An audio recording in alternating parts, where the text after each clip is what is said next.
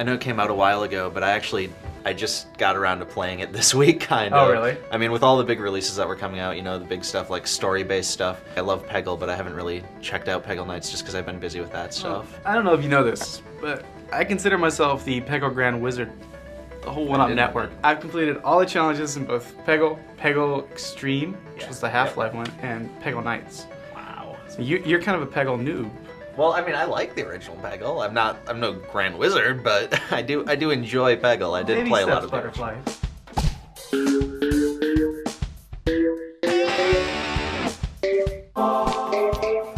Peggle is like the most deceptively simple, yet completely complicated game I think I've ever played. And it's kind of a mix between Pachinko and what's the Price is Right game, Plinko? Yeah. Yeah, it's kind of a mixture of that where you're given all these pegs, you got a ball, you shoot it out, then you try to knock down all the orange pegs to clear a board, or you try to take them all out to gain points. And it's all physics based. And it's one of those things where you intend to play it for 5 minutes and 3 hours later it's 4 a.m. and you're bloodshot and you have no idea why you're still playing it.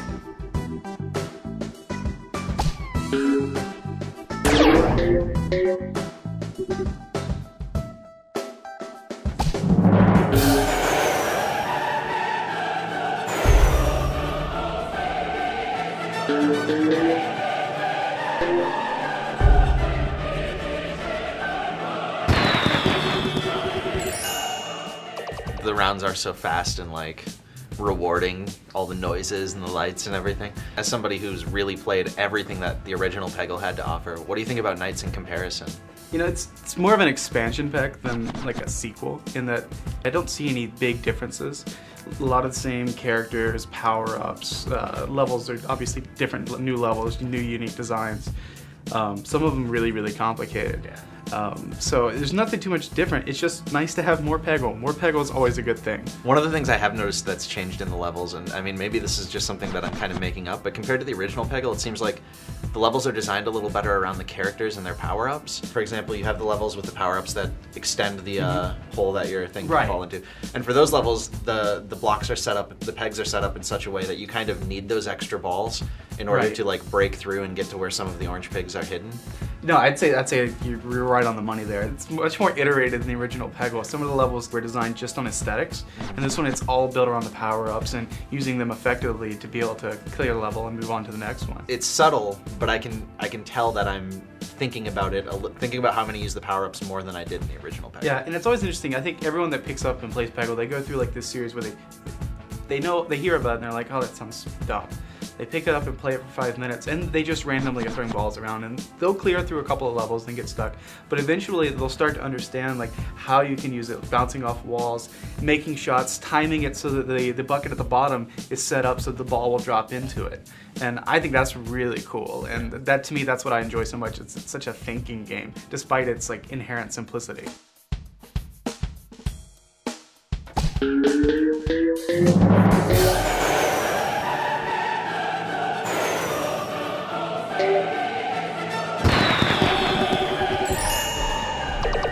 I got to play Peggle on Xbox Live Arcade, which is coming out, I think, early next year, sometime next year. And it's remarkable how the controls translate from the pinpoint accuracy of like using a mouse to just a 360 controller. Like, instantly felt really good.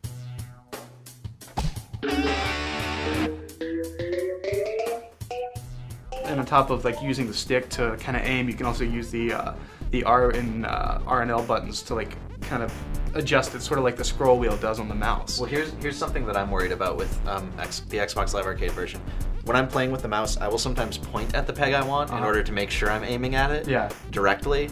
And like, I'm worried about not having that exact level of accuracy with because you can't actually really point at it. You're still kind of aiming. I guess it's weird because I don't do that. I totally understand why you do because it's like the easiest way to do it. Yeah. But for me, like just picking up and playing it just felt right. All the physics transfer over perfectly. They also have a 4-player mode, which is pretty cool. And it's interesting where they've done it. Instead of like having everybody on one map just shooting pegs all over the place, you're all playing the same level at the same time.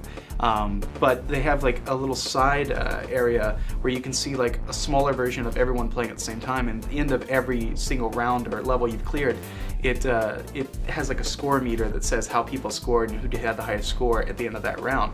But the cool thing is when you're waiting between shots, you can highlight someone else's, the little box, and it goes full screen, so you can see exactly how they're shooting, what they're shooting, and add strategy to it. I'm so glad more people will be able to play Peggle. It's perfect for like the casual nature of like the new party system and the new dashboard.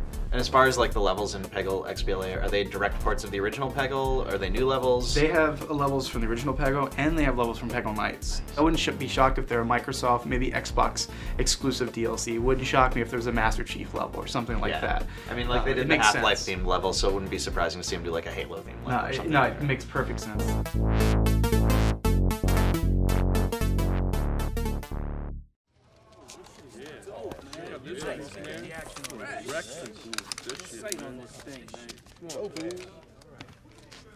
I'm glad you all seem to like the new hardware the Brotherhood decided to hook us up with. You know, up until this point, we've been toying with Mero. Kill his bitch here, steal his money there. But I'm through playing.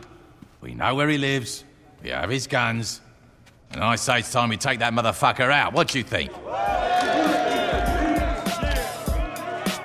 Earlier this year, GTA came out, kind of blew me away, took the series in a new direction, and I loved it for it. But in a way, like Saints Row 2 reminds me of this alternate universe where GTA remained this kind of this fun playground. It wasn't like about a serious story. It's about being in this crazy open world with everything just meant to wreak havoc everywhere. If you really didn't like the hard, more mature direction of GTA 4, it's like you could have the best of both worlds with Saints Row 2 and GTA. It's like you can have the more serious, more mature storyline, and also just like the over-the-top, crazy, balls-to-the-wall, you know, gunplay in Saints Row 2. I really sort of was not interested in it initially, just after I saw the kind of doo-doo truck ad or whatever, because it was just like, I don't know, I saw that and it didn't seem like it was something I'd be interested in at all, but once I got into it, it was actually a pretty fun game. You know, and that's the thing, it's like, it definitely is immature, and I think actually a lot of their jokes kind of fall flat, and the radio banter isn't as good, and like it lacks the charm and soul that I think GTA has. It's kind of like lovingly crafted. But you take all that away, as a city itself and as just the gameplay itself, it's just so satisfying. It could use a cover system, but it doesn't have it, but the shooting system is pretty good, and like you can blow a lot of crap up. And I think like the big thing about this game is like, you have the story missions, which are good. We also have all the side missions, like tons of them. I mean, like, this world never feels empty. There's always something that you can do.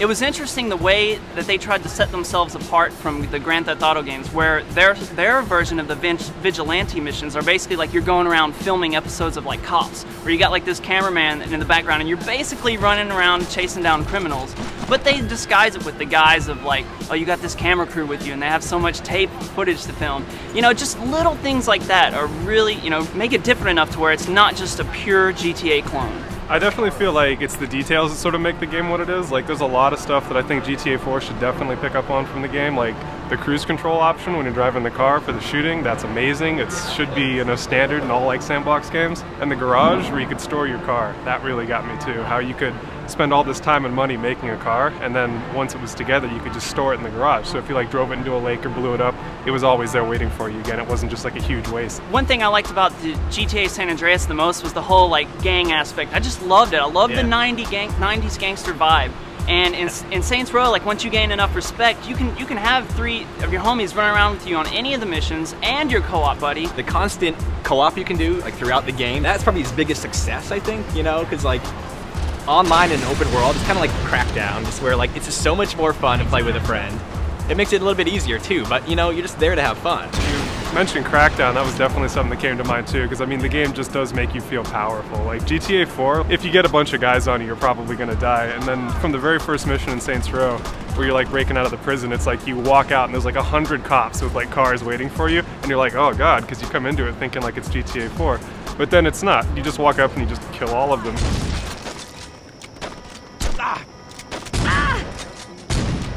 You dumb bastard! You might pull this off.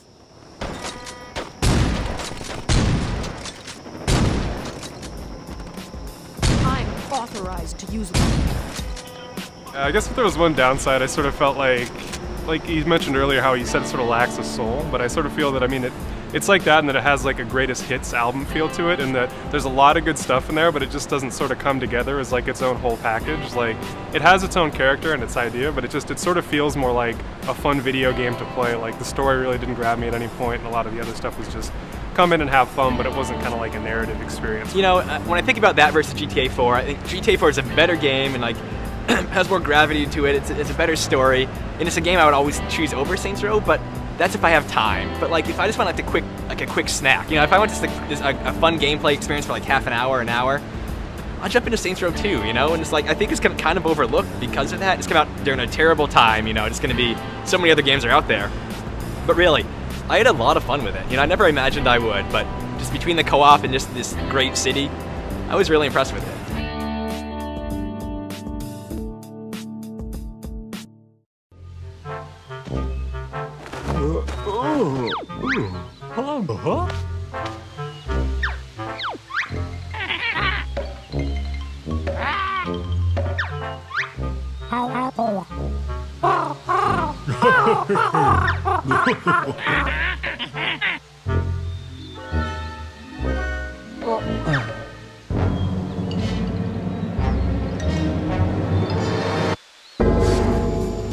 The guys on the message boards were really pissed off that this isn't the same old Banjo, this isn't a regular platformer, and I personally didn't have a problem with that at all. That was, I knew it was different going in, and I enjoyed what it offered. I would have enjoyed just like a new high-res version of like BanjoKazooie, like a reskin cameo game or something like that.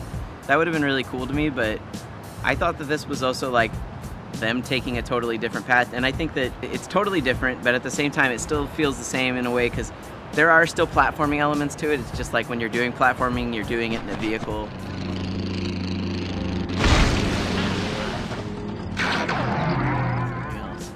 Having the huge open world, something that I really didn't like about it was that you would have to keep getting the jiggy pieces and then load them into your van and drive them over to the place. Like, that just seemed really unnecessary. Like, why do I have to keep just driving them over, and then eventually like the town keeps getting against you, the police start chasing after you, and it just makes it it just drags it out. It makes it something annoying. I mean, maybe you found it annoying. Me, I kind of found it like fulfilling whenever, or at least a little bit satisfying whenever I'd fill up my car with like this gigantic stack of gold things and drive through town. And plus, I always thought it was kind of cool how like new parts of the town unlocked. Like, it wasn't just like you only had access to that, like to the whole town right off the bat. I kind of always thought it was cool, like how you actually felt like a sense of progression when you'd get like something added to your vehicle that actually allowed you to get somewhere you hadn't been before.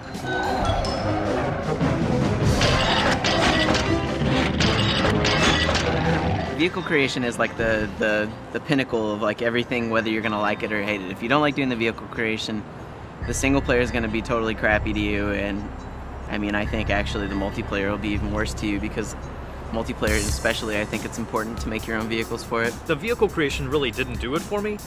Like, it felt like for every mission I had to go and build another vehicle. I had to just make these minor tweaks, but like that was just kind of boring. Like, here I'll do a race, oh now I got a new engine, I have to put in another engine, and it's just slightly bigger, all these minor tweaks going through. There were a lot of times I wouldn't even bother making upgrading my vehicle until I had found like a ton of parts, and then I would build like one insane all-in-one vehicle that might be able to like fly, drive on water. Like, I thought that was like the coolest part, was like making vehicles that could do like multitasking, like fly in one hand and then like retract its wings and drive like a car.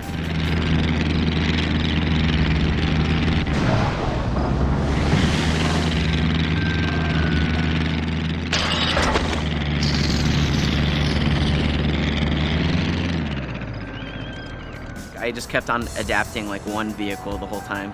If I ever got to use a custom vehicle, it was pretty much always that one. Unless like I'd realized there was like a horrible design flaw in it for like the specific challenge. The challenges got a little repetitive. Like the time challenges especially, like that everything is timed. That was pretty annoying. Right, I understand why they do it, because they want to have like the ability to give you 3 different sets of rewards, like based on how you do as far as the time goes. But yeah, having everything timed does get like a little old. Now granted, you can go and you can explore the world while it's not being timed, but having the timed aspect does get, I admit, it does get a little tedious at times. don't know, other Banjo games never really had that good of multiplayer, and I actually think that the multiplayer in this is actually like really fantastic.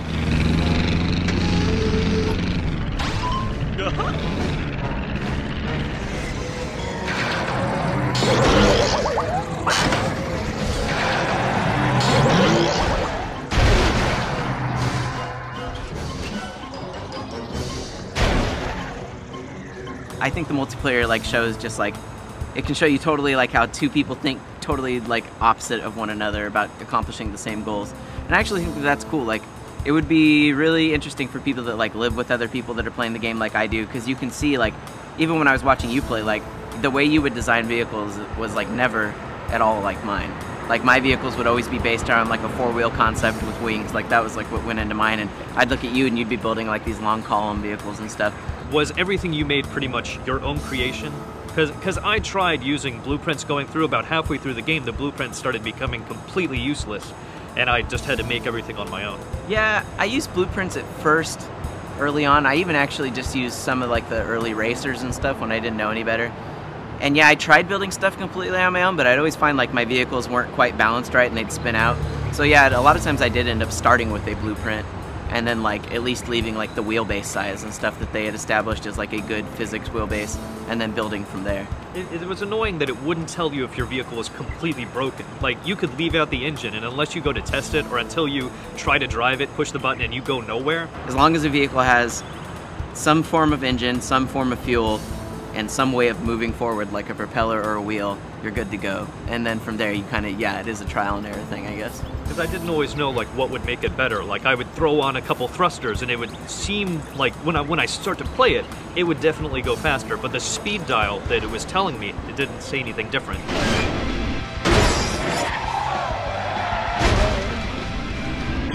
You know, I'm also the type of kid that played with Legos a ton when I grew up, and so I could sit there and spend hours in that vehicle creation thing and testing my vehicles and modding them.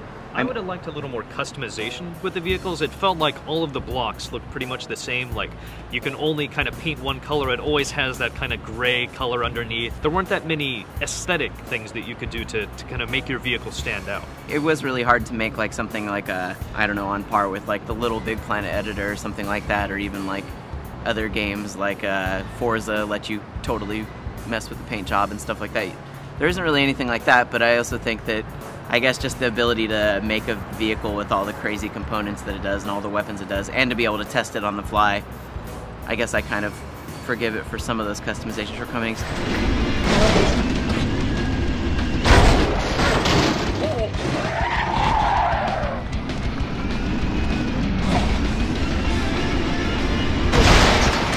For me, like I don't like to be like a Consumer Report sort of person, but I mean, $40 for brand new always is just seems like a great like deal to me. Like, people assumed because it was $40 it was going to be like a 5-hour game or something like that, and it's definitely not. Oh yeah. It's super long, and that's just if you want to do like the bare minimum completion, not like getting like, you know, being like the person that goes in and gets all 119 stars or whatever in Mario. Like, that'll take you hours upon hours.